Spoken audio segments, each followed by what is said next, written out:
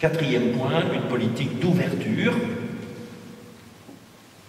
Alors une ouverture, je dirais, presque tous azimuts, considérable, là aussi, à l'occasion du Concile. D'abord, évidemment, dans le cadre de l'écuménisme, cette initiative donc, de Paul VI de sortir de Rome et de sortir d'Italie, c'était la première fois qu'un pape sortait d'Italie. Aujourd'hui, on est très habitué au voyage des papes, etc., sur tous les pays, sur tous les continents, mais c'était une première. Paul VI décide d'aller en Terre Sainte. Et il soulignera, évidemment, que depuis le départ de Pierre, de Saint-Pierre, de la Terre Sainte, jamais aucun pape n'avait foulé la Terre Sainte. Et donc, il décide d'aller en Terre Sainte et de faire un pèlerinage à Jérusalem, à Bethléem, à Nazareth. Alors, ça sera un pèlerinage de la Terre Sainte en 3 jours, vous voyez, voilà. Je ne sais pas si vous avez essayé une fois de faire ça. Voilà, vous prenez le voyage du pape, Jérusalem, les lieux saints le premier jour, deuxième jour Bethléem, Jéricho, etc. Troisième jour Nazareth, Galilée, Mont des Béatitudes, etc. Et on repart. Oui. Donc c'était un voyage express. Mais évidemment, on sait bien que le but de ce pèlerinage, c'était aussi et surtout la rencontre avec le patriarche Athénagoras. Et évidemment, c'est une très heureuse initiative. C'était difficile que le patriarche Athénagoras vienne à Rome. C'était difficile que le pape Paul VI aille à Istanbul. Donc, ils ont trouvé ce lieu-là, voilà, Jérusalem. Jérusalem et les lieux saints qui, à cette époque-là, appartenaient à la Jordanie. Ce n'était pas sur le territoire de l'État d'Israël comme tel. Et ça a été évidemment une rencontre tout à fait considérable et vraiment le commencement du dialogue entre les catholiques et les orthodoxes qui va d'ailleurs se concrétiser à la fin du concile, le dernier jour, l'avant-dernier jour du concile, le 7 décembre 1965, par une cérémonie qui aura lieu en même temps à Saint-Pierre de Rome et à Istanbul, par les catholiques et par les orthodoxes, avec une délégation des orthodoxes chez les catholiques et une délégation des catholiques chez les orthodoxes pour la levée des anathèmes, ces fameux anathèmes qui dataient de 1054, du schisme, de la rupture entre les catholiques et les orthodoxes, enfin, disons, la rupture de l'Église. Autre, évidemment, ouverture, le dialogue avec les protestants.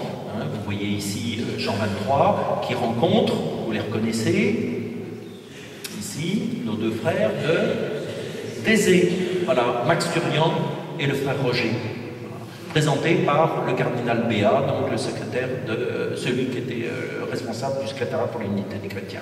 Et vous voyez le cardinal Béat ici en grande conversation, coupe de champagne à la main, évidemment, ça aide à la conversation.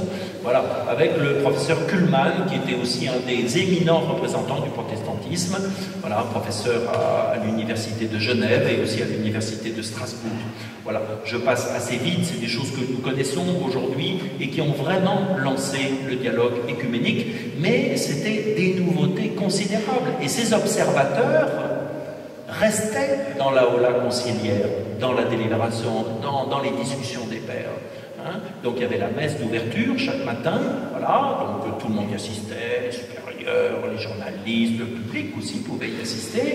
Et puis, quand la messe était terminée, le Monseigneur Felici disait « Exeant omnes », ce qui veut dire « Allez, hop, tout le monde dehors », en gros, voilà, et il ne restait que les évêques, cardinaux, bien sûr, et les observateurs protestants et orthodoxes. Et ils étaient tout en haut de l'assemblée conciliaire. Donc ils avaient vraiment une place de choix et c'était évidemment très significatif. Autre, évidemment, ouverture, c'est sur les Juifs. Alors il y a eu toute une discussion sur les Juifs, je passe assez vite, une discussion sur les Juifs. Au départ, le schéma, il n'y avait pas de schéma sur les schémas, c'est-à-dire de texte, si vous voulez, sur les Juifs. Curieusement, il y avait un chapitre du texte sur l'écuménisme qui concernait les Juifs. Bon, c'était un peu étrange, mais enfin, bon, c'était comme ça. Parce que ce chapitre, cette réflexion avait été portée par le secrétariat pour l'unité des chrétiens. Et au cours du concile, il y a eu toute une reprise de ce qu'on pourrait appeler la question juive et la question du judaïsme par rapport au christianisme. Et dans cette fameuse conférence de l'abbé Ratzinger, vous voyez, notre pape en costard cravate, c'est rare de le voir comme ça, vous voyez. Voilà. Il dit on peut difficilement soutenir, d'après les dernières recherches, que la représentation chrétienne du déicide opéré par les Juifs soit la cause et la racine de l'antisémitisme. Peut-être pas tout à fait de rapport direct. En tout état de cause, l'antisémitisme national-socialiste, évidemment, c'est une conférence en Allemagne, s'est tourné dès le début contre la réalité chrétienne qu'il a considérée, le nazisme, comme faisant partie du fouillis oriental juif venu enlaidir le monde arien. Cependant, la faute qui a pesé sur les chrétiens dans ce domaine pendant des siècles demeure accablante. Une purification complète de toute la question, comme celle qu'a entreprise le pape Jean XXIII, demeure d'actualité et elle ne doit pas être mise en échec par les scrupules des évêques qui vivent dans les pays arabes. Évidemment, au fur et à mesure que la discussion à l'intérieur du Concile avançait sur la reconnaissance, en quelque sorte, du judaïsme, eh bien, les pays arabes commençaient déjà à remuer, à bouger et à dire mais qu'est-ce que c'est que ça? Est-ce que le Vatican va reconnaître l'État d'Israël? Il n'y avait pas de reconnaissance officielle à l'époque. Il n'y avait pas de nonciature. Voilà. Et donc les pays arabes, déjà, vous voyez, commençaient à remuer, et les évêques qui étaient dans les pays arabes disaient dites donc, nous les chrétiens, on subit un mauvais sort en ce moment parce que on dit que ça y est, l'État d'Israël va être reconnu par le Vatican, etc. Et on confondait évidemment la vision politique des choses avec la perspective religieuse. Il n'empêche qu'un gros travail, là aussi, que Jean-Paul II va continuer, bien évidemment, dans sa reconnaissance du judaïsme, eh bien, un gros travail va se faire aussi de rapprochement avec le judaïsme, et Jean XXIII lui-même avait beaucoup avancé dans ce travail, en particulier en réformant dans la liturgie tout ce qui était contraire au respect juif.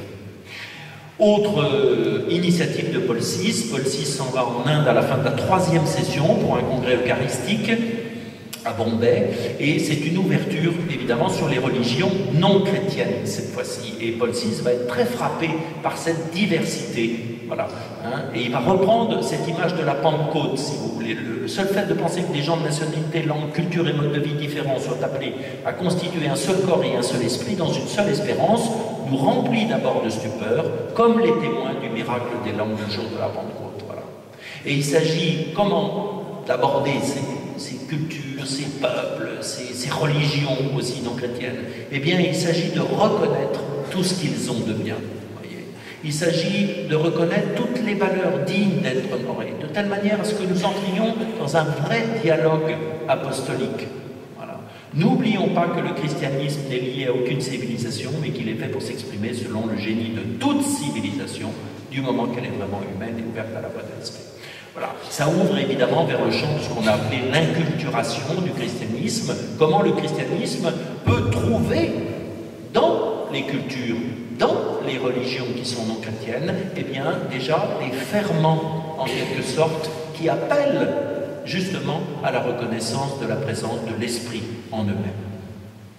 Et puis, dernier acte très important dans cette ouverture, c'est les nations dans leur ensemble, avec ce 3e voyage apostolique que Paul VI va faire au cours de la 4e session, le 4 octobre 1965, pour le 20e anniversaire de la création de l'ONU. Voilà, Paul VI, qui avait été invité par le secrétaire général de l'ONU, qui s'appelait Outante, qui avait été très frappé de la manière dont Paul VI avait fait son voyage en Inde, justement, et lui avait demandé de venir à New York, voilà, pour l'Assemblée générale des Nations Unies. Bon, ça a pris un petit peu de temps, et Paul VI est venu pour le 20e anniversaire de l'ONU. Il a fait un grand discours, jamais plus la guerre, jamais plus la guerre. Voilà, ce grand discours en français, devant tous les représentants de toutes les nations. Et où Paul VI dira, mais nous sommes le représentant d'une religion qui opère le salut par l'humilité de son divin fondateur. Impossible d'être frère si l'on est humble. Et Paul VI rappellera les paroles de John Kennedy, donc assassiné 2 ans avant, un peu moins de 2 ans avant, qui proclamait, eh bien, l'humanité devra mettre fin à la guerre, ou c'est la guerre qui mettra fin à l'humanité.